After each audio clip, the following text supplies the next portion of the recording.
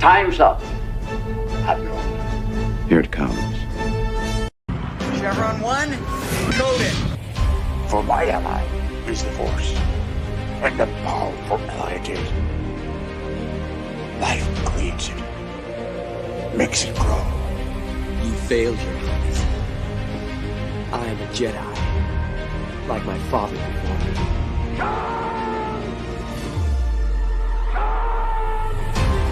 Cry hammer, and let's set the tongues of war. Chevron 2 is loaded. Conan, what is best in life? Crush your enemies, see them driven before you, to hear the lamentation of your women.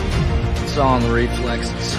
Paul also said you're heavy into martial arts, Tai Chi and all that killer stuff. I suppose we have to register you as a lethal weapon. Chevron 3 encoded.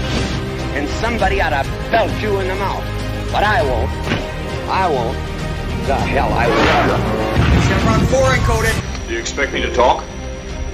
No, Mr. Bond, I expect you to die. Chevron 5 encoded. You take the blue pill. The story ends. You wake up in your bed and believe whatever you want to. You take the red pill. You stay in Wonderland. And I show you how deep the rabbit hole goes.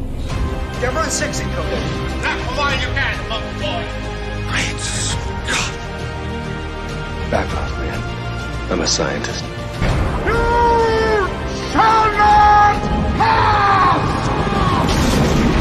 I thought I'd die fighting side by side with Al. What about side by side with a friend? A day may come when the courage of men fails, when we forsake our friends and break all bonds of fellowship. But it is not this day.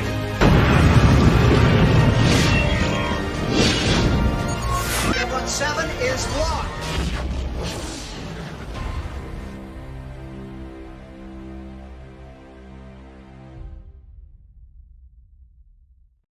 Hail and howdy, everybody. Welcome to another Saturday Night Drive-In, where we sit back, take a break from the bullshit of the week, and enjoy discussing good movies. Most of the time. Sometimes we drop a brick here and there, but more often than not, we have a good time. And I'm joined, as always, by Jed, the Hollywood scholar. Jed, we've already spent enough time together today, so let's make this one quick.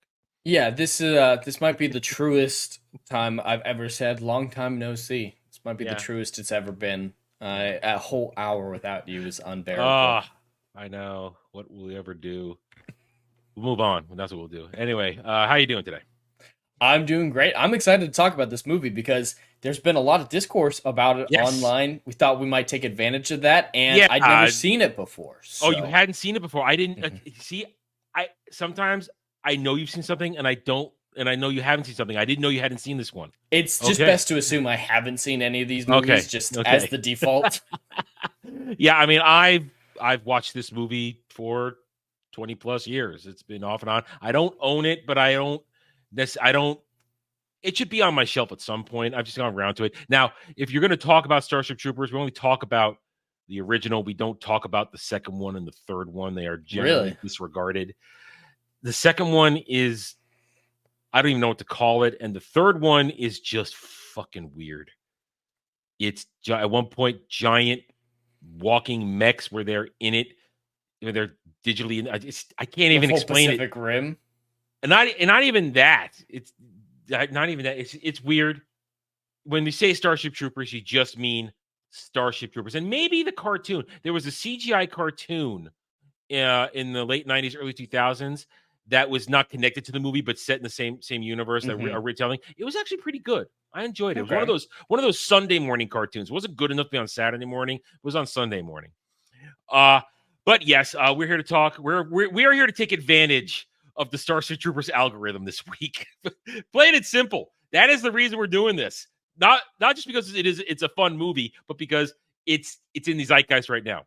So we're going to talk some Starship Troopers. And hail and howdy to the chat across all chats, both on here on my channel and on Jed's channel. We hope you guys enjoy the rest of the show. Hit those like buttons. Talk amongst yourselves in the chat, because generally, for the regulars know, we don't generally interact with you guys during this stream unless you ask us something directly that forces us to. Wink, wink. Otherwise we just talk to ourselves and our guests. And I will reply to this.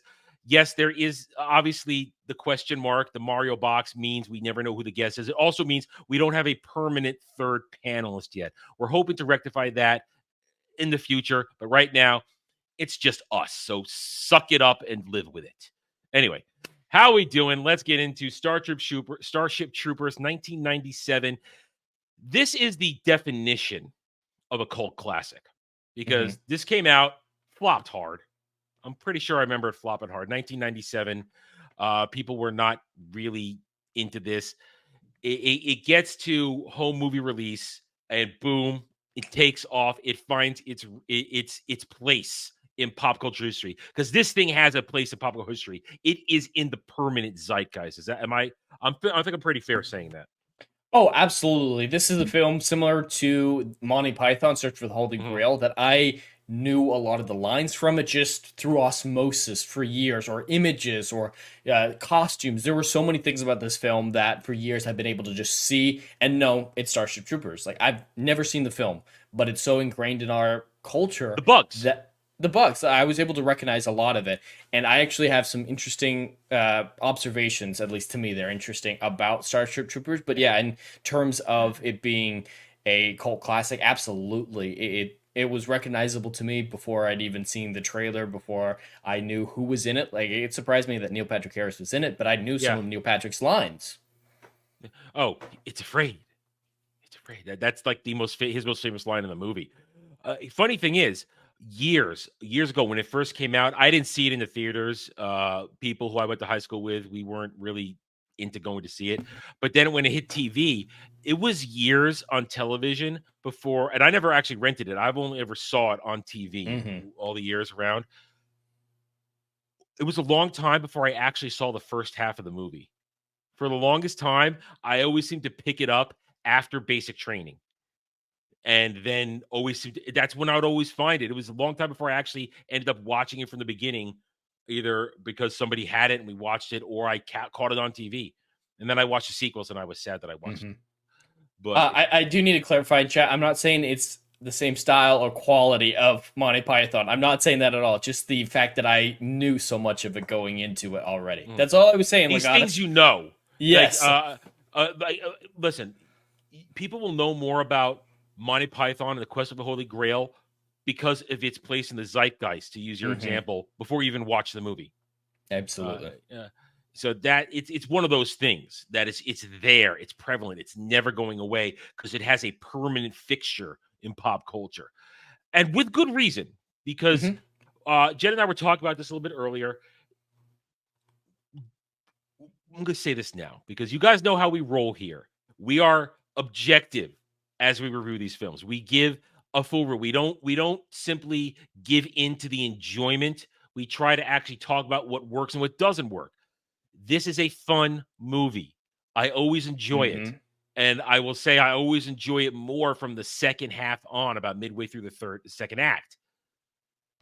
But this movie does have tonal problems. It does have structure problems and pacing problems and acting problems. Let's be honest. While there are many great actors like Michael Ironside, I love Michael Ironside in everything.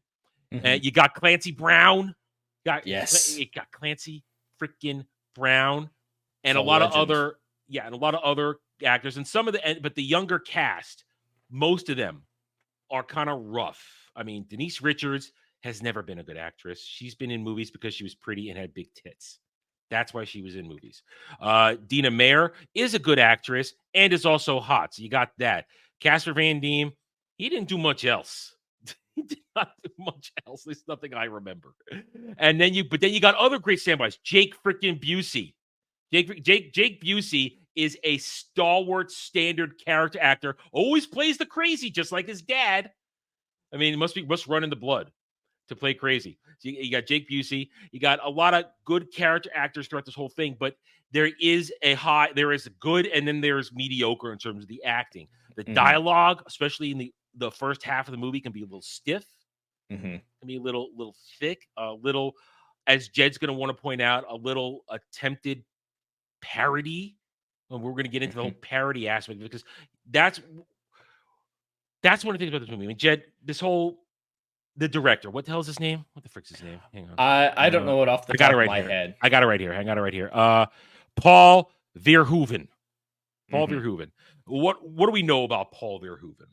Well, the primary thing I know about him is he intended this film to be a parody, and he seems to be quite upset that people didn't get that out of it, and is entirely upset that people relate to the main characters, that they support the main character's cause, and are anti-bug, which is really weird to me considering this film. So if it is supposed to be parody, it fails so hard at it. And there are a few moments that I'm getting, not necessarily parody, but commentary. There is political commentary in this film, from definitely. references to the Iraq War, to references about some political systems with Yahtzee uniforms showing up later on. Like, there's some very ham-fisted stuff. And if this were really just intended to be a turn your brain off enjoyment film, and if that's what people perceived it as, I wouldn't have many thoughts about this movie, because if it was just a dumb, fun, turn your brain off action film, then it would succeed at what it was trying to be. But Verhoeven tries to tell us otherwise whenever he's asked about this. Exactly. And there are so many people I know who read so much into it and act like it's some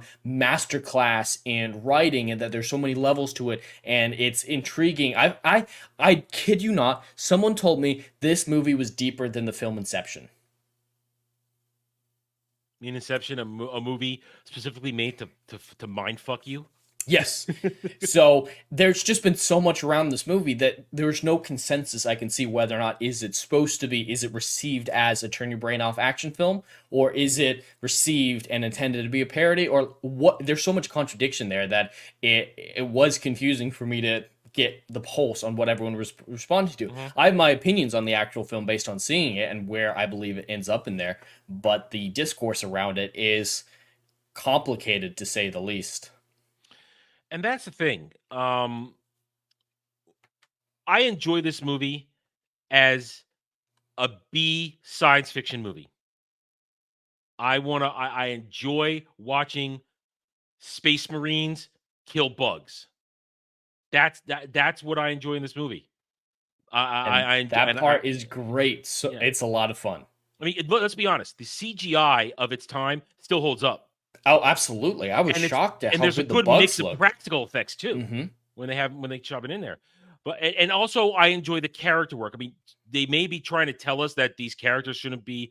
You know what? That's the problem here. Then Paul Verhoeven wants to tell us that we shouldn't relate to these characters. I relate to all these characters.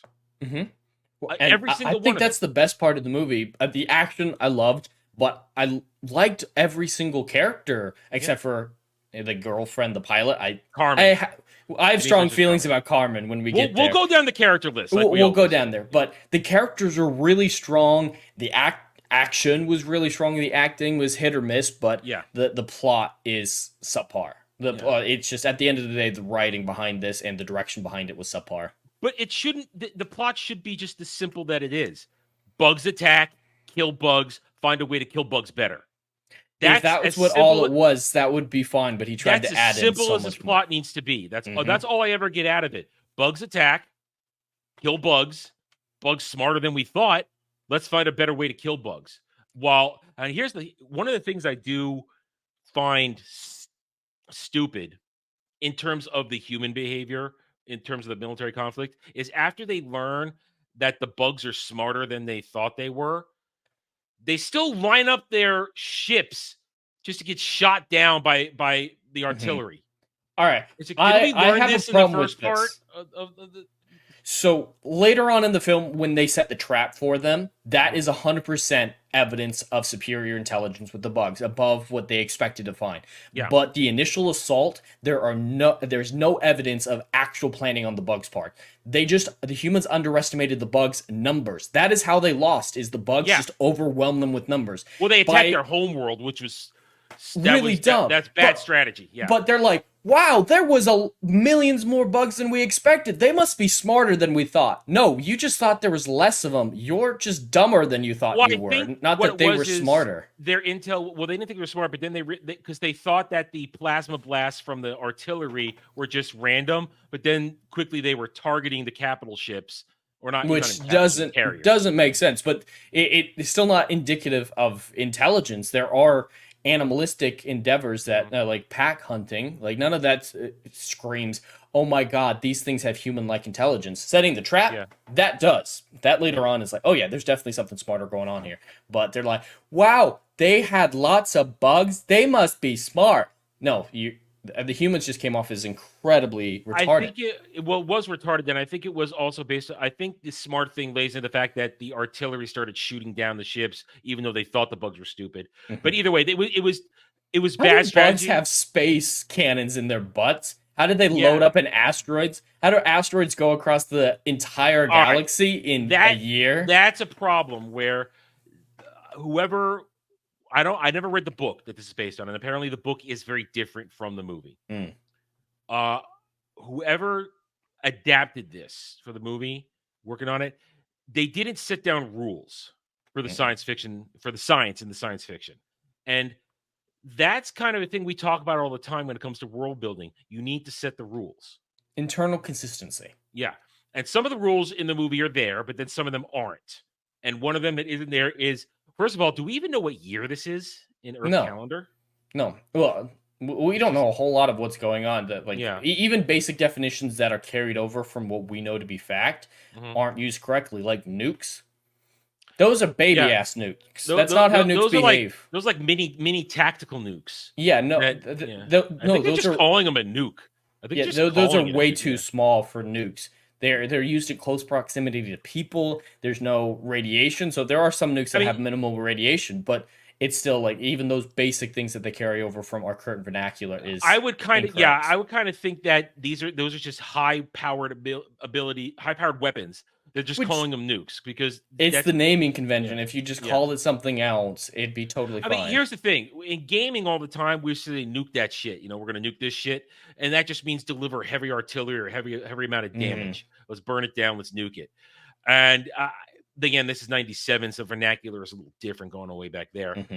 But once again, let's set the rules. And at one point, they do fire off the nuke, and you see a mushroom cloud. At one point. So there's a lot of evidence to say they are nukes. Then one could say, well, maybe it's not quite a nuke. Maybe they're just saying they're calling it a nuke because it's they're heavy artillery for the mobile infantry.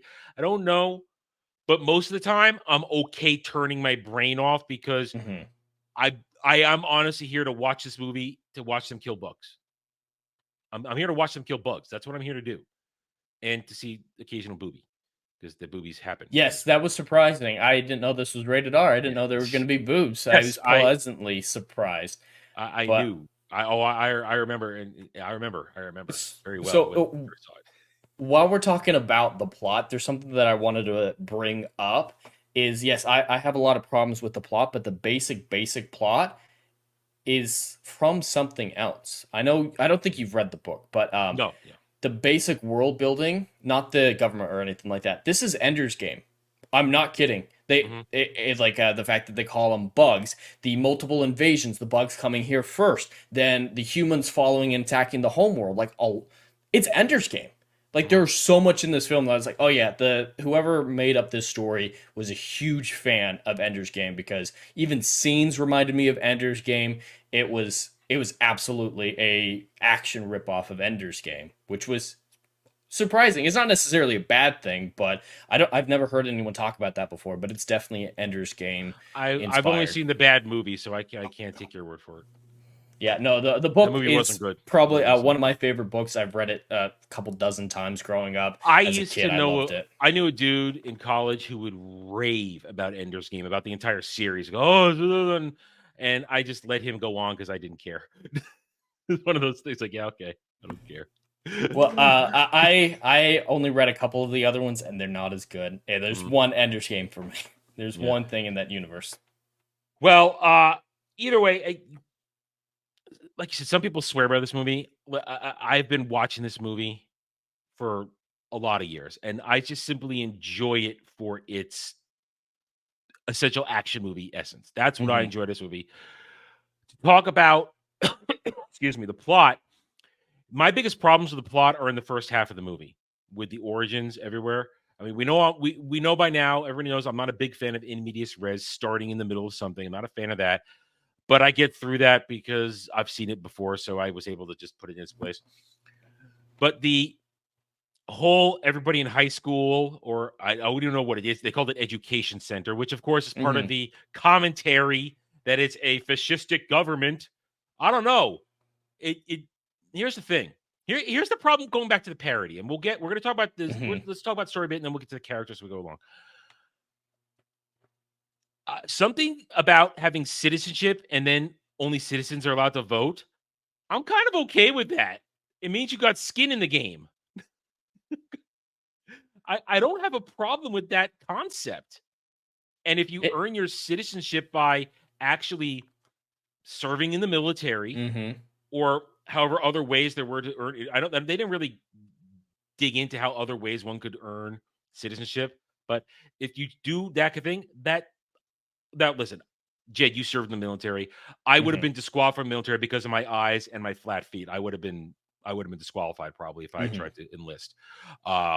But despite the fact that I'm a damn good shot, I would have, if I had anything, I would have wanted either pilot or a sniper, because I got the reflexes and I just have the eye-hand coordination for sniper, for shooting. I had that natural breathing that kind of just nail it.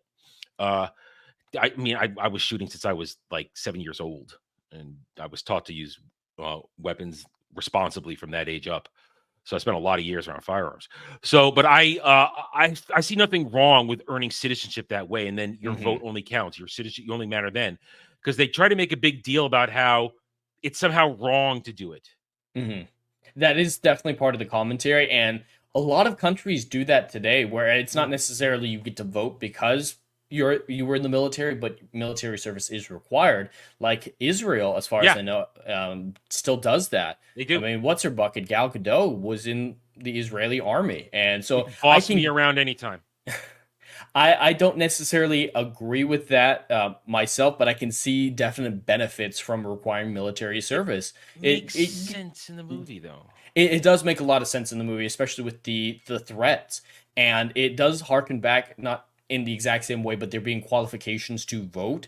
In the original, early stages of the U.S. government, you had to own land. Yeah, land ownership. And of course, modern people make certain political, racial, and sexual arguments from that. But in and of itself, that idea of having to have property to vote is an interesting one that could be justifiable in certain instances. So just qualifications to vote is fascinating. I don't know if I necessarily agree with it, but it's enough of it's justifiable enough that I don't think that this government is fascistic because they do it. Other things they do, sure, but it rolls back to the whole attempted parody or attempted political commentary that it fails in what it's doing, because I would say most people who watch this movie and really enjoy it kind of lean towards, I would think that somebody should have some level of responsibility and ownership of the nation they live in, or the federation live in, to then contribute to it. You've earned your right. This earning something, meritocracy. It kind of rings true to a lot of the things that we as free thinkers these days believe in. And back then, to make that kind of commentary, maybe it worked back then, but right now, I hate to use this, but through a more current day perspective, and I'm trying not to be ironic saying that, it kind of falls apart. And also, the same time that you have, and here's the funny thing, Michael Ironside's character, let me pronounce his last name right here, the character's name, I'm gonna get it right, Razak, when he's just a teacher in the school, he's not brainwashing anybody there. All he's telling them to do is to think for yourself and make your own decisions. Well, the best scene for that is when Rico goes to ask him for advice of whether or not to join the military. He doesn't tell him to do it. So it's absolutely not brainwashed on the part of the teacher. So I'm trying to find out. So knowing what I know in the here and the now, going to the movie with all the commentary, because back in the day, this commentary, there was no real internet back then. Internet was in its infant stages. We didn't have this kind of discourse. We just said, all right, Marines shooting bugs. Yeah, that's what we were into. Now it's, he means this and that. The director's talking. Oh, this is what directors are saying, because everybody with a moronic brain in there once again on X Twitter and try and pretend they know what the fuck they're talking about. And Biggles with a 9-month super chat, members chat on Jed's channel. He would like to know more. He would like to know more. Well, Biggles, you have clicked on the links today, and you are learning more. Now, see, I talking about this parody, what he's referencing there, the like to know more, the perception of the media in this movie is counterproductive to the message that the director wants to send. If it's supposed to be some modern day connection, commentary, the modern media isn't known for brutal honesty with the facts. Like, yes, the Starship universe, it's propagandized, but they tell the people what's happening. You see the dead bodies, like they show you actual stuff to a brutal extent. And yes, of course, they're using it to emotionally manipulate you, but that's a very different style than when you just saw an entire section of a continent get blasted by an asteroid. You don't need much convincing. No, you don't really need a whole lot. That's kind of good justification to be like, maybe we should fight these guys. They're coming for us. Maybe we should kill some bugs. Thank you, Biggles, for sending that member chat. Those commercials are fun and a good part of the story, even though they kind of hurt the story progression. It breaks the narrative at awkward points. Let's be honest. It does. They're fun, but they're inserted badly. The starting one is the only one that I would say is good, even though it is the starting the story in the middle. You don't like. One of the things I do appreciate in the movie is that this is a movie that is filled with consequences for actions. It's all over the place. Even the leader, this first Sky Marshal, he resigns because he fucked up. And then the new one takes over. Now, back in the day, we didn't blink. Oh, it's a fat black woman that's going to take over. Now we don't care anymore. Back then we didn't care. Now, if that had been made today, we'd all be going like this. Oh God, of course a woman's going to take over for the white man. Now, back then it didn't matter because we didn't think about that kind of stuff in 1997. It probably wasn't the point. It wasn't the point. I can guarantee back then never crossed our minds when we saw it that a black woman's taking over the white man that failed. Never enters our mind. Never once. Not even watching all the interplay where Dizzy is as active in the contact sports as the men never crosses our mind because you know why? We're watching a science fiction movie set in the distant future. Where there's definitely some superhuman abilities with all the flips, jumps, and spins they all do. Lot. These are definitely humanity is advanced a little bit, and we know they have cybernetics because you see cybernetic arms and stuff like that. Michael Ironside has cybernetic arms. That's one of the best intros ever. When he walks in and he grips it, and you think, "Who's that?" It's like, "Oh shit, it's Resnick." Yes, and of course, as I said, if you are a Michael Ironside fan, Michael Ironside either plays a hard ass a good guy or a hard ass villain. It's one or the other. There's never an in between with Michael Ironside. It's either hard ass good guy, hard ass villain, and always supporting cast. He's never a main character. He's always supporting cast, but you love him because it's the same character, just good or bad. So what you see here in this movie is Michael Ironside in every single movie he's ever in, and it works, and we love him for it. Just like we love Clancy Brown in this too. He's such a dick, but it's perfect. I know, but that's perfect. Comes around the whole way. When the war begins, he wants to enlist, but his commanding officer says, "You can only enlist if you bust yourself down to private, and we need you here to train people." What did he do? He busted himself down to private so he could get in there and fight, and then he's the one that captures the brain bug at the end.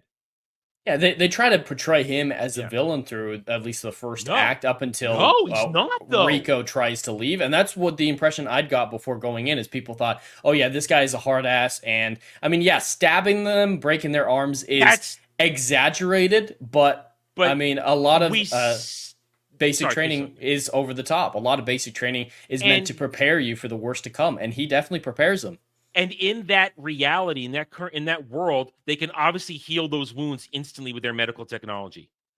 I mean, you see Rico getting his thigh rebuilt when he's in the fake injuries are a lot less impactful. As long as you survive, you're probably except unless you get shot in the head, then you're done. Yeah, like that poor son of a bitch during the training exercise.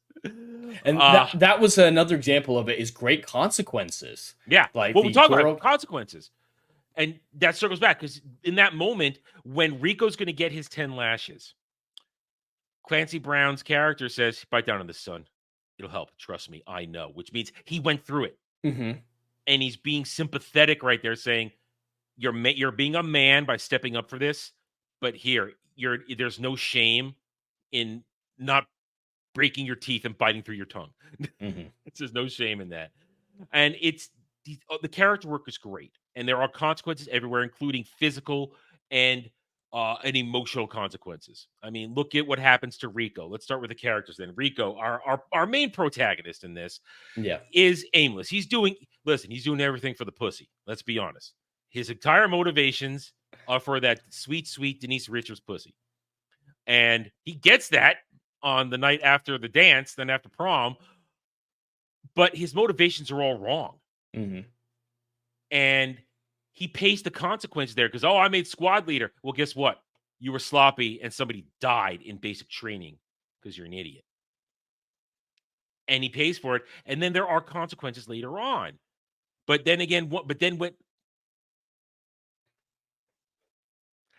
I caught myself 3 times prior to that. Really?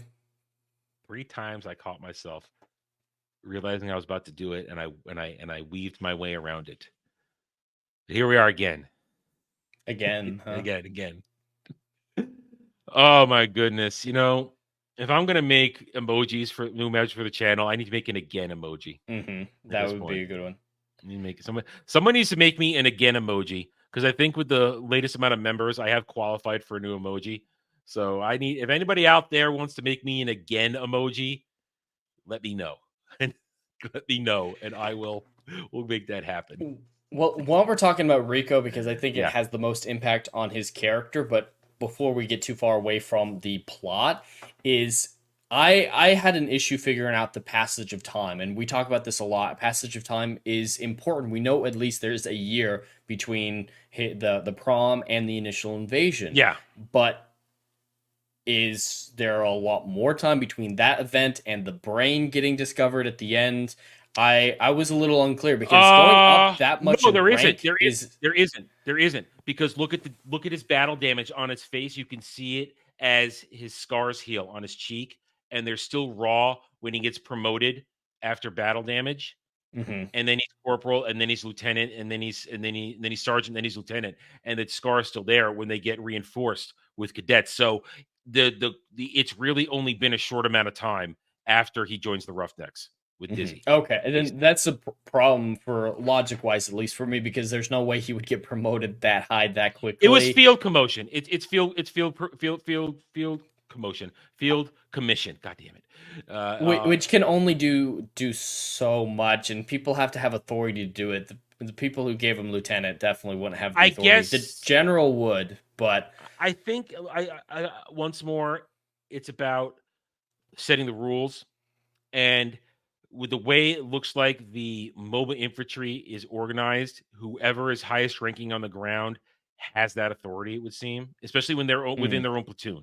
It just happened so fast that I'm like, oh, he's another rank. Oh, he's another rank. But at that point, he had earned it. See, that's the difference. He leveled up at that point, and he's not the fuck up anymore. And his motivations are different. Now, whether you agree it's good motivation or not, revenge is a damn good reason to want to get serious about being. It does drive you to excel, and it makes sense for his character. Yeah, and it works. Because at that point, it's like, screw you, Carmen. You ditched me to go screw your flyboy boyfriend. That's what she did. Yeah. She ditched him so she could screw that dude. That's plain and simple. It's plain and simple. And Rico has a great progression because he goes from being a boy to being a man and earning the respect, and watching how he earns that respect by being a good commander, by having that. And it's offset by basically what is Carmen really earning. You have thoughts on Carmen besides Denise Richards' poor acting? Besides the acting, yeah, there's some inconsistencies I find with it. She's not all that deep as a character. No. And there's just a constant fluffing of her that contradicts what we established early on. So unlike Rico, who made a lot of mistakes early on and learned from them and evolved, she was at the very beginning, it's implied she might not have the stomach to make a good pilot. There's maybe some grit that she needs to develop. And then throughout the entire, what is that, first act, second act training year? First act training. It's first act. Yeah, It's first act first training. act, yeah. She's just suddenly, she's the best pilot ever. We're the best She's crazy. flight team. She's great. Crazy. And I'm sorry. I know enough about how big space is and how good those scanners are that she should be fired from piloting anything ever again if she didn't realize an asteroid 3 times the size of the ship was right How outside. did you not see that? Mm-hmm. So I mean, yeah, that is they got incompetence. This isn't sensor scanner reading flying. Giant ass viewport. Just where you can see just things. see it. So yeah, Well, she was too busy flirting with Jack Hole. She has no consequences for that. If there were consequences in that scene, I'd be all okay with it. Just like Rico, like his in basic training, he got the one guy killed. That's the imbalance here of these characters. Rico, excuse me, Rico has a full development character arc. Goes from zero motivation and being a screw up to taking it seriously, not being a screw up, and earning his way to his position and earning the respect of his peers. Carmen doesn't. No, Carmen, she's just constantly praised by her captain. Her captain's like, "We're only alive because of the greatest pilot in the world." She was doing calculations on their course trajectory and making changes without permission, which it probably didn't happen, but maybe that course correction could have been a reason why they were in the path of the asteroid to begin with. No consequences for that. And just because she forgot, she didn't see it coming, their communication array gets knocked out, and the city gets destroyed where they came from, Buenos Aires, and all those people die. That would be a consequence. It's like, man, if I had paid attention to the sensors, if I wasn't so busy flirting, I might have been able to see this asteroid sooner, gotten far enough away that we could communicate and tell Earth that it was coming and save all those lives. But she never thinks about that. The story never thinks about that. The captain never once questions that she's the bestest ever. And it's sad that she never gets a moment to really evolve. Grow. Yeah, she doesn't. She doesn't grow. The closest character arc that I would say is she nearly throws up dissecting a bug, and then she's the bestest ever. That's about the extent of her character development. I kind of wish she'd been using gloves during that too, because goddamn. The gloves. That was a problem. No, put some gloves on before you reach into that thing, man. That is a problem. No. As a chef, man, I my hands have to be clean, and I don't touch raw meat without gloves on. No, you shouldn't. I don't. It's disgusting. But yeah, so Rico, great. There's a perfect dichotomy there of Rico, great character development movie, no complaints. Carmen, horrible character development. And the only reason we save it is because Denise Richard has nice tits. Yeah. It's that simple. And that's why, let's be honest, in the late 90s, that's why she was in any movie she was in, because she had nice tits. Very simple. Yeah, very simple shows. As opposed to Dina Mayer, who was equally as hot, but doesn't have as big boobs, but Dizzy's a great character. She's the superior character. So that's why I'm going to say right now, Dizzy greater than Carmen. Absolutely. If I'm choosing a waifu from this one, I'm choosing Dizzy. And it's in every aspect. She's the more attractive woman, in my opinion. She's got the better personality. She's way more loyal and trusting. Her motivations aren't selfish. She's got all the tenets of a great partner. And I'll be honest, looking today, Adina Mayer has held up way better than Denise Richards. Hey, guys, I'm on brand. We know what I'm doing here. I'm on brand. Yes, Dizzy greater than Carmen. Like you said, the loyalty aspect. Always in love with Johnny. Even though it is kind of sad, there is that parallel moment when Johnny asks Carmen to say I love you, and she says it but doesn't mean it. Dizzy says I love you, but he doesn't say it back. Because he wasn't. I think he would have gotten there, but he wasn't there yet. And he probably regrets it too, because how she ends up. Here's that moment. I mean, first of all, did you see her death coming? At that point, I realized that most people were going to die, so I expected it by that point in the film. Okay. What I didn't expect is how dumb she was. Don't celebrate. Don't celebrate. Exactly. Especially in a moment like that. Victory Like dance. there are situations where a victory dance is okay. If you've got some distance, you're clearly out of danger, but there's still a godless horde of bugs coming over shuttle those walls. is just a few meters away. Keep going. Don't do Run, the victory get shuffle. in it, and then celebrate once you're inside and away. I mean, I hate it. This is one of those movies where I kind of hope every time I watch it, this one character doesn't die. I always hope that Dizzy doesn't die every time I watch this. It's just like I don't want Dizzy to die because she just got everything she wanted. Yeah, it's true. She got the man she loves. She's kicking ass and taking names. And her commander was supportive. I love that scene where he figures out that she's in bed with Rico and it's like, 20 minutes. Well, you think about this. I think about like this. You're in a situation where you might die, and she does die 20 minutes later. Where you're about to die, dude, you're going to get a little bit. Enjoy the moment. Just let it happen. Well, it was kind of funny. I was watching this with Dr. Rachel Lindbergh, and when that moment came when their commanding officer, the lieutenant, looked in and found out, she was in there and asked, who's that under there? It would have been the perfect moment to bring back the line the lieutenant told Rico earlier. He should have just said, "A good thing, sir." That's good writing. That's good writing. But shout out to Dr. Rachel for that one. I loved that when she said that. But see, there it is. Dizzy has a great arc. Always there, always flirting, always watching, always trying to. But she doesn't force it. She earns her way. Oh, absolutely. Into his heart. And she is a girl boss in the best sense. Like she 100% earns the violence that she's capable of, the action that she's capable of, as much as anything else. Just like you said, no one really questioned it in football. You mentioned how she earns it when she takes on Clancy Brown in basic training. He beats the shit out of her. Mm-hmm.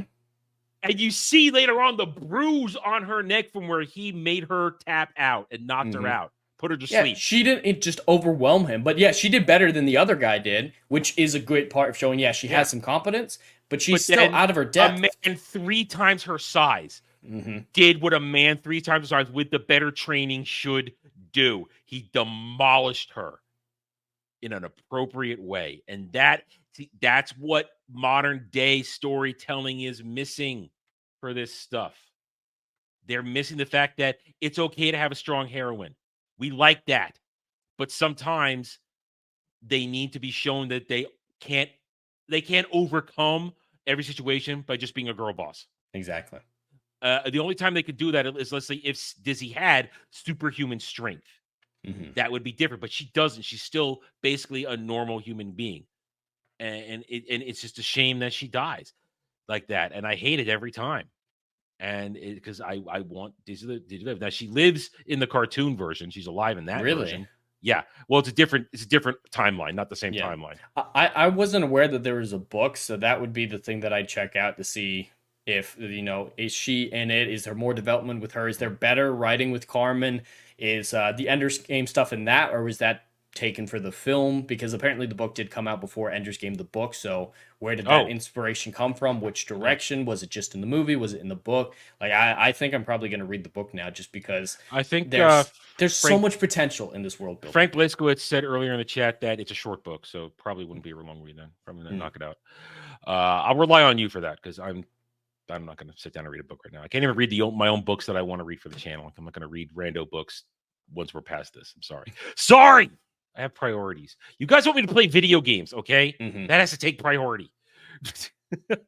But Dizzy, great character. Jake Busey's Ace.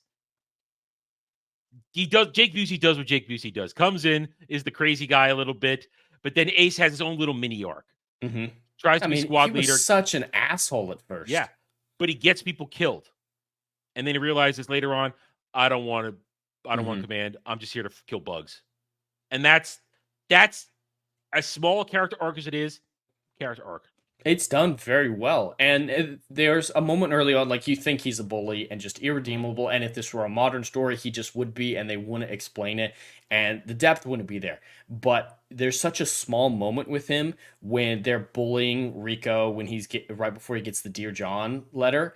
And then the Dear John part of that video starts to play. And they all just like, oh shit, we're not bullying anymore. Let's give him some space. And you can see it.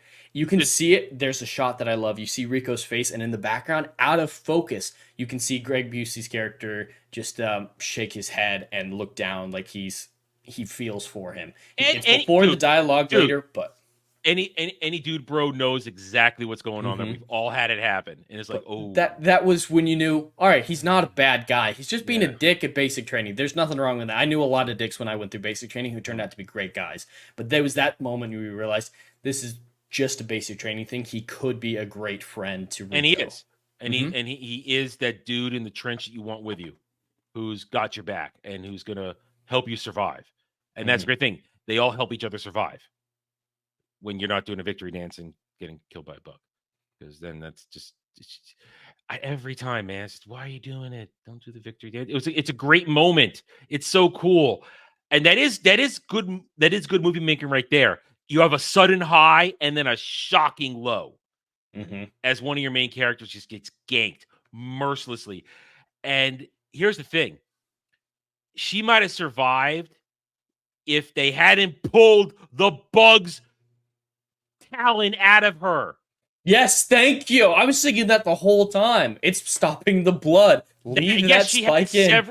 She had several stab wounds, but that was the one right here in the chest. If that was going to be the kill shot. Some emergency medical attention might. I mean, Rico survived that kind of damage. Oh, he should not have survived that in a modern sense, but it seems like their technology for medicine is miracle.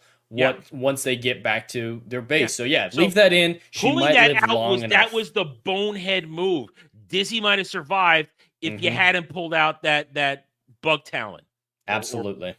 That she would, because the other ones, emergency medical could have stopped the other two in the upper part of her chest, but the one in the middle of her chest, or in the leg, that would, God damn it. Well, and they undercut the impact of getting stabbed by one of these things later. Like, what's her bucket? Carmen gets cleaved in half. Like, that thing goes down halfway to her sternum. I don't think it cleaved. It went through, and they pulled her around. You saw it down. Like, it was when she initially struck, it significantly sank in. And she should never be able to use that arm again. Like, it was through the shoulder cleanly, all the way to, like, her nipples. Like, all the way through. Well, I should have been looking at her nipples. She should never be able to use that arm again. She should have died immediately. But a minute later, while it's still in there, she's just like, I think they want us alive. It's like, no, you should be screaming in agony, passing out from shock. You're going to die from shock as much as that's the problem. Right, Carmen gets the treatment of I hate Carmen. Plot armor. She does. Plot armor. Well, and another big problem I have with that sequence is the absolute coincidence of crashing onto a giant planet, crashes right next to Rico and right next to the brain bug. Well, actually, no, that was Bug City. They were aiming at Bug City. They were crash landing at that point. I kind of feel is that whole area where they were orbiting was Bug City. So I'm going to give them a pass on that. No, that's an entire planet. Yeah, I know, and if they were aiming for Bug City, you're in an emergency situation. There's two of you, low weapons. You're crashing. Yeah, let's try to get in the center of a massive infestation of bugs. So even if they were trying to go there, it was asinine. I'm giving it a pass on that whole thing. Because we come back to the thing. I don't not much to say about Neil Patrick Harris as Carl. He's barely in the movie. There's only one important thing, and I wonder if anybody else catches this. When he's trying to do the psychic test for Rico gets one right. And Carl pretends he didn't get it right. So Rico does have some sensitivity, which is why Carl is able to direct him to where Carmen and the other dude are. And that's why it works. That part was great setup and payoff. I definitely enjoyed that part because it was subtle. Like, it wasn't in your face. They didn't explain it to an unnecessary degree, but it was just the mere fact that she crash landed right in the most convenient spot possible on a planet. I'm gonna give that one a pass because they were focused on Bug City. I'm gonna say it's within the vicinity, within the realm of reason. So I'm gonna give that one a pass. But that whole final sequence is really, I love that final sequence. The brain bug in the brain, and even Boy Toy, who stole Carmen from Rico, gets a good going out moment. Absolutely, man up moments. Like, one of these days, someone like me is gonna kill all you fucking bugs. It's like, and practical effect thing in the head. Oh, That scene was great, but it brought up a question about an earlier scene. Is when they were getting ready to have this trap sprung on them, they were in that abandoned base with everyone dead. How did it get in there from that little room? How did it might have fit been in a smaller one? Maybe. Or maybe, I don't know. It does. They take him out to the courtyard and then put him back. They showed you that the smaller bugs, the ones that are acting as the mobility for the brain bug, were in the room because Rico picks one up and looks at it, and then later on we see those are the ones that are basically carrying the brain bug. So I would assume there's more than one brain bug. There has to be. And so you're assuming there's one that's significantly smaller. And that wasn't the exact same area that they were in. That wasn't. No. They're not. I think it might have been of a different planet. Yeah. No, it was still Planet P, whatever they called it. It was still same planet because Rico was saying, "Let's glass this thing," and saying, "No. Command has other plans for this." That's why we say. That's why Carl says, "We're sorry you had to be the one to sit in there, but we had plans for this one." It's same planet, I think, different area. So probably, I would just. I could assume it's different one, but I'm comfortable headcanoning smaller brain bug that was able to get into the room there and suck its brain out. But that the way it all culminates, the movie works. It's great, and that's that. Like as I said before, the second half of the movie, I have next to no problems with. It knows exactly what it is at this point. It's a war movie. We're attacking the bugs. We're getting revenge. We're trying to flush out how dangerous the bugs are. Is there a brain bug? Isn't there? Is there not a brain bug? We have the loss, the victory, the loss. I mean, that one mission where in the trap, Rico loses everything. He loses Razak, and he loses Dizzy, the man he most respected in the world, and the woman he could have fallen in love with. Yet he still mans up, and he keeps going. Come on, you apes! You want to live forever? He killed his mentor. Yeah, well, that's the thing. It's like that kind of line. I do it for you. You do it for me. That was great setup. That was great setup and payoff, and that dialogue. We didn't need him to say, "You know what to do. I asked you to kill me," or like they didn't need a whole speech about explaining that setup from earlier. No, it's just like, you know what to do. Yeah, half my body is missing. You know what to do. Put me out of my misery. And that I don't think that's a bad thing. I'm sure the terribly done satire of the film, the director was like, "Oh yeah, it's bad that he wanted to die right there." And it's like, I don't blame him for shooting that guy earlier with the flying bug. I might not have done it, but I don't blame him for doing it. And I definitely don't blame him or Rico for having his death play out like that. No. But I'm sure that's some ham-fisted satire from the director. It's appropriate, and it was set up, and it feels within the realm of these characters to do that. Absolutely. And it works. And Rico would make it clear to everybody else, I want you to do the same for me. I don't want to be bug food. I don't want to be brain food. And I don't want my brain sucked out. I don't want to be chewed apart, ripped apart. Yeah. It's a gift at that point. Because God, that's torture. I mean, dude, Rajek had half his body ripped apart. There's no surviving that. He doesn't make it out of there. So Rico, he would have bled out before they could get to the magic back tanks. It's not like he had a giant spike in his body to stop most of the bleeding. I like that Rico just doesn't hesitate. Just, yes, sir. Just goes, does it. It was does great. It. I don't know if I could have done it, but that's probably one of my favorite arcs in the film, just because it's so little dialogue, but setup and payoff with show don't tell. Like, all my favorite things of good writing are in that little arc right there. So there's definitely some great writing in this, as much as I have issues with the overall plot and some coincidences and moments. But there's some great quality to this film that I enjoyed it. I know I spent most of the stream criticizing this film, but I walked away enjoying myself, and I would rewatch this film absolutely.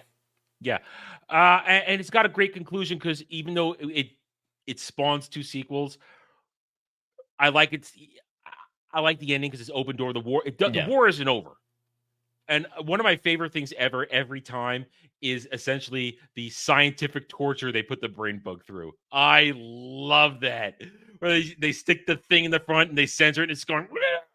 I love that. It's what I laugh every time. I laugh because it's funny as hell. But great. And of course, then one of the most famous pop culture zeitgeist lines, "It's afraid." Recently, how many times have we seen that meme broken out in the recent year? Constantly. That it's a go-to meme. It's afraid. And this movie is, in the end, it's pop culturally relevant. Mm-hmm. It's fun. Strip Absolutely. away our objective criticisms. It's still fun. Mm-hmm. There's nothing wrong with sitting back and watching Marines mow down mugs. Hell, like you said, whether or not somebody read Ender's Game and then made the movie feel like Ender's Game, this has had influence. If anybody's ever played StarCraft, don't tell me you're watching the Zerg and not thinking bugs, because this movie came out before StarCraft. Somebody at Blizzard definitely watched Starship Troopers and thought, let's make the Zerg like the bugs. And you know what I like too? They have no name. They're just the bugs. Mm-hmm. No Well, that's what it was species like in the Ender's Game book. Initially, they were called the Buggers, and that was a big thing of dehumanizing them. And then the film, the Harrison Ford movie, decided to call them the Formax. Really? I think the sequels did that too, the sequel books, but yeah, it was supposed to be the Buggers. The Buggers is so much better than the Formax. Well, either way, let's go. I'm happy because of bugs. And recently there was a video game that came out that had a lot of interest. I kind of fell off a bit. I haven't heard much people talk about it. But now in the current day right now, the game Helldivers which is what stirred up a bunch of Starship Trooper discussions, because one of the enemies in the game are bugs. And I'm thinking, oh, we're killing bugs. All right. It's like Starship Troopers. And my thought is, but don't we have an actual Starship Troopers game right now where you kill bugs? Why isn't everybody playing that? I guess because it had bugs, and I'd say that not to be punny. It had its own game problems, which is why I kind of fell off. But either way, I didn't play the games. Those games are not my cup of tea.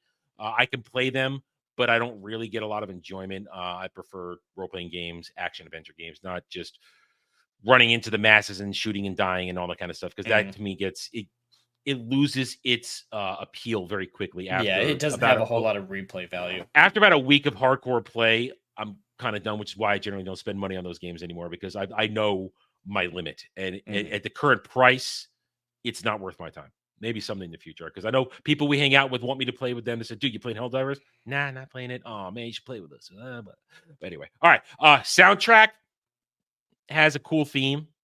Theme is good when they're being victorious. It's about it.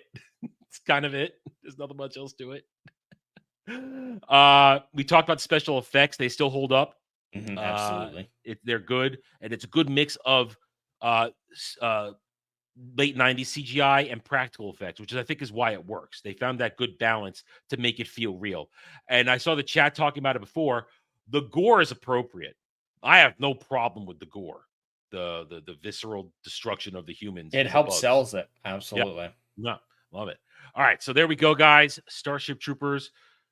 Jed, it was my movie, so I get to go first this week. I pretty much listed how I feel about this. First half is weak. Second half is strong when it finds its focus as just a science fiction action movie, not trying to be political, not trying to be a parody, when it's just at the core of what it should just be, a sci-fi action movie that's a lot of fun. I give it a 7.5 out of 10 because it always succeeds in entertaining me every time I watch it. And even though Carmen is a garbage character, Denise Richards still hot, Dina Meyer is still hot, and I like all the characters. I enjoy every single character, how they're played, even though Carmen is a whore. There, I said it. All right. Jed, what is your score for this week? So, yeah, my thoughts on this it's very complicated. After I watched the film, I felt conflicted. I enjoyed myself immensely. There are significant issues with it that I believe bring down the quality that can never be more than a B action film. That is the most I think this could be. And all the discourse, especially the intended satire and parody, those elements were so poorly done that they are a detriment to the film, at least in my opinion. But there's so much potential with this story, with this type of universe, this world building, that I'm absolutely going to pick up the book now. So if nothing else, the movie succeeded in getting me to explore the rest of the universe, the rest of the franchise. But overall, with those issues that we've talked about at length, and the many cliches, the poor characters in some instances, and the plot that doesn't make sense, the internal or real world science that doesn't make sense, I'd have to give this a 6.5, and I feel like I'm being generous. Okay. And be wary, if, like I said, if you watch Starship Troopers 2 and 3, just be wary. Okay. Be wary. Well, Going in, you're going to have one of your bad reactions, I think. If I'm saying, if you're predicting it, that's listen, progress. Rico doesn't come back till the third movie. Let's just say that. So no Rico in the second All one. right, he surprises me as a protagonist, the actor. Like he seems like the most generic white boy with the best jawline I could ever possibly imagine. But it works for this film. Like I don't think that actor could work in most other movies, but the camp in this one, the dumb fun action part of it, it works so very well. And his helmet works for him too. Yeah. All right, guys, that's it. Jed, what's on the docket for next week? We will be watching a type of film that we've actually never done on Roundtable. First musical. on Drive-In. Yeah, it is our very first musical. It is a favorite of mine that I recently found out that Adam likes. I'd never met another person who watched it independently. So we will be watching the 50s classic, The Happiest Millionaire. I have been watching that since I was a young lad. That was a go-to movie that I rented as a kid all the time because it's a happy place movie. It is just a pure, absolutely happy place movie, and I love everything about it. I went to it when I was sick last summer to keep me happy because I was feeling so miserable while I was sick with pneumonia. So, Happiest Millionaire next week on Drive-In. Thanks everybody being here, chat across both channels. We love you. We thank you. We appreciate your support all the time. If you had a good time, whether here or on Jed's channel watching live, now we're on the Reupload. Hit that like button and subscribe to the channel. Till then, guys, take it easy. Have a good night or day wherever you may be.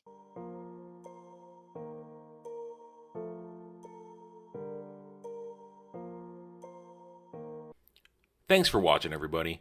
If you'd like to reach out to me, please email me at theranernerd@gmail.com for all channel business purposes. I am on Twitter now, mostly for promotion and sharing of videos, maybe a little shit stirring here and there. Who knows? @theranernerd.